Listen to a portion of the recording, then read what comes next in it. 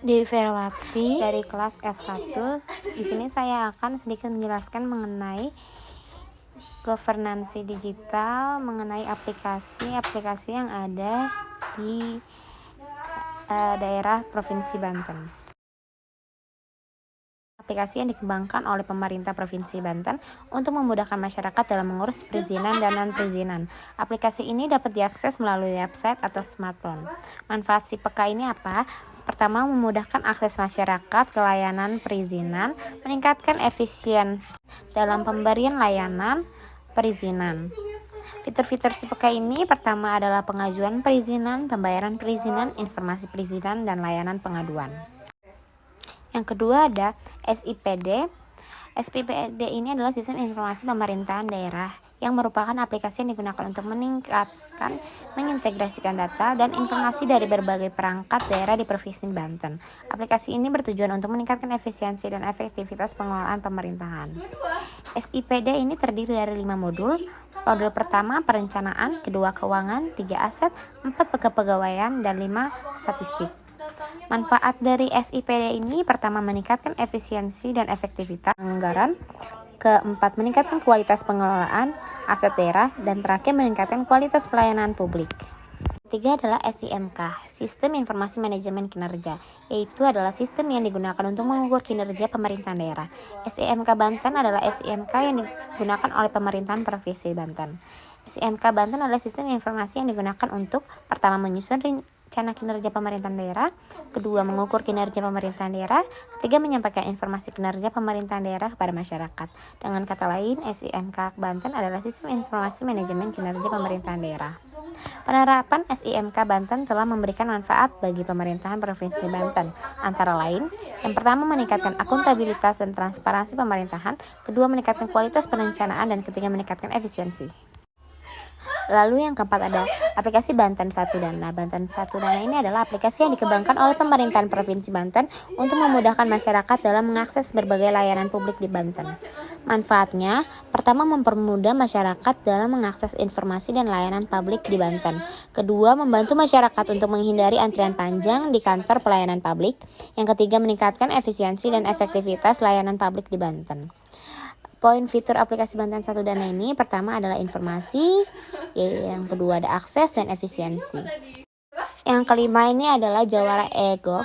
Jawara e-Gov adalah portal resmi pemerintahan Provinsi Banten yang menyediakan informasi dan layanan publik secara online. Portal ini diluncurkan pada tahun 2019 sebagai upaya untuk meningkatkan kualitas pelayanan publik di Banten. Aplikasi yang keenam yaitu Sambat. Aplikasi ini memudahkan masyarakat untuk membayar pajak kendaraan melalui mobile online yang bisa digunakan dimanapun. Aplikasi ketujuh adalah Sidak. Sidak adalah aplikasi Sidak merupakan sistem pemerintahan berbasis elektronik yang berkaitan dengan pelayanan informasi dan data. Aplikasi ke-8 adalah eHiba Bansos. eHiba Bansos ini website ini berisi data program belanja hibah dan dana bansos yang ada di Provinsi Banten. Aplikasi yang ke-9 adalah iBanten. Website iBanten adalah website resmi pemerintahan Provinsi Banten. Website ini diluncurkan pada tahun 2022 sebagai upaya untuk meningkatkan pelayanan publik dan transparansi pemerintahan di Provinsi Banten. Dan yang terakhir adalah aplikasi Moski. Moski adalah singkatan dari motor sasis kuat. Aplikasi ini dikembangkan pemerintah Provinsi Banten untuk memudahkan masyarakat dalam mengurus perizinan kendaraan bermotor di Banten. Moski dapat diakses melalui website dan aplikasi mobile. Aplikasi ini tersedia dalam 2 bahasa, yaitu bahasa Indonesia dan bahasa Sunda. Selanjutnya perbandingan dengan jurnal. Di DKI Jakarta. Jaki dan e-Sapa adalah aplikasi buatan daerah dikembangkan oleh pemerintah Provinsi DKI Jakarta dan Banten. Keduanya bertujuan meningkatkan kualitas layanan publik dan transportasi pemerintahan. Kesamaannya meliputi berbasis update, mudah digunakan, menyediakan informasi lengkap, efisien, dan transparan. Perbedaannya termasuk cakupan layanan, di mana Jaki lebih luas mencakup transportasi, kesehatan, pendidikan, dan perizinan, sedangkan e-Sapa fokus pada layanan pendidikan. Jaki memiliki fitur lebih lengkap, termasuk pembayaran pajak, pemesanan transportasi, dan informasi prawisata. Sementara Sapa lebih terfokus pada fitur terkait pendidikan. Target penggunaan Jaki mencakup berbagai kalangan. Sumber daya manusia Kabupaten Minahasa Tenggara. Aplikasi e-kinerja di Kabupaten Minahasa Tenggara dan Provinsi Banten memiliki fitur-fitur yang mirip, seperti perencanaan dan pengembangan karir pegawai, pelatihan dan pengembangan pegawai, dan pemberian penghargaan kepada pegawai. Namun, aplikasi e-kinerja Banten memiliki beberapa fitur yang lebih lengkap, yaitu pertama, penilaian kinerja berdasarkan sasaran kinerja individu, yang kedua, penilaian kinerja berdasarkan kinerja organisasi. Nah, penilaian kinerja berdasarkan SKI dan kinerja organisasi ini bertujuan untuk meningkatkan. Dapat disimpulkan bahwa aplikasi e-kinerja Banten ini memiliki potensi untuk meningkatkan kualitas pelayanan pegawai lebih baik dibandingkan dengan aplikasi e-kinerja di Kabupaten Minahasa Tenggara. Efektivitas layanan Jakarta Lapor Dinas Komunikasi Informasi dan Statistik. Nah, Jak Lapor Jakarta dan aplikasi di Banten ini adalah dua platform pengaduan yang dikembangkan oleh pemerintah masing-masing daerah. Perbandingan keduanya dapat dilihat dalam beberapa aspek. Pertama, Jak Lapor Jakarta ini cakupan wilayahnya itu terfokus pada layanan pengaduan di Jakarta. Layanan pengaduan memungkinkan pengguna untuk melaporkan berbagai masalah atau ketidaknyamanan di Jakarta. Fitur tambahannya mungkin menyediakan fitur tambahan seperti layanan publik di Jakarta. Sedangkan aplikasi di Banten ini, cakupan wilayahnya ini terfokus pada pengaduan di Provinsi Banten. Layanan pengaduannya ini didesain untuk memberikan sarana pengaduan terkait berbagai kehidupan di Banten, dan fitur tambahannya ini disesuaikan dengan kebutuhan dan karakteristik dari masyarakat di Banten itu sendiri.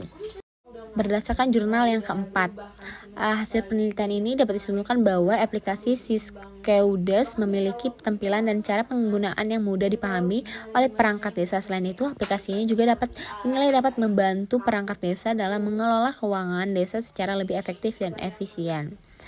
Jika dibandingkan dengan aplikasi yang dibuat di Banten, aplikasi Siskeudes ini memiliki beberapa kelebihan, yaitu aplikasi Siskeudes ini telah mengakomodir seluruh regulasi mengenai keuangan desa. Yang kedua, aplikasi ini memiliki fitur yang lengkap seperti fitur perencanaan, penganggaran, penatausahaan, hingga pelaporan dan pertanggungjawaban. Aplikasi ini dapat digunakan secara offline sehingga perangkat dapat tetap menggunakan aplikasi ini. Dan dari perbandingan jurnal terakhir, implementasi Serum pada pengembangan aplikasi SMEP di Kabupaten Sambas dan Provinsi Banten memiliki beberapa kesamaan dan perbedaan. Kesamaannya ini, kedua aplikasi ini menggunakan metode Serum untuk mengelola proyek pengembangannya. Yang kedua, memiliki tujuan untuk meningkatkan efisiensi dan efektivitas monitoring dan evaluasi pembangunan. Sedangkan yang membedakannya adalah aplikasi SMEP di Kabupaten Sambas ini memiliki fitur yang lebih lengkap seperti fitur perencanaan pembangunan, pelaporan pembangunan, dan analisis kinerja pembangunan. Sedangkan aplikasi SMP di Provinsi Banten ini memiliki fitur yang lebih sederhana seperti fitur monitoring pembangunan dan evaluasi pembangunan. Maka dari itu, berdasarkan perbandingan ini, disimpulkan bahwa aplikasi SMEP di Kabupaten Sambas ini memiliki potensi untuk lebih efektif dalam mendukung monitoring dan evaluasi pembangunan. Namun, aplikasi di Banten ini lebih mudah digunakan karena dikelola secara efisien dan efektivitas. Mungkin itu saja pembahasan mengenai aplikasi di Banten dengan aplikasi di daerah lainnya. Mohon maaf bila ada kesalahan kata dari saya. Wassalamualaikum warahmatullahi wabarakatuh.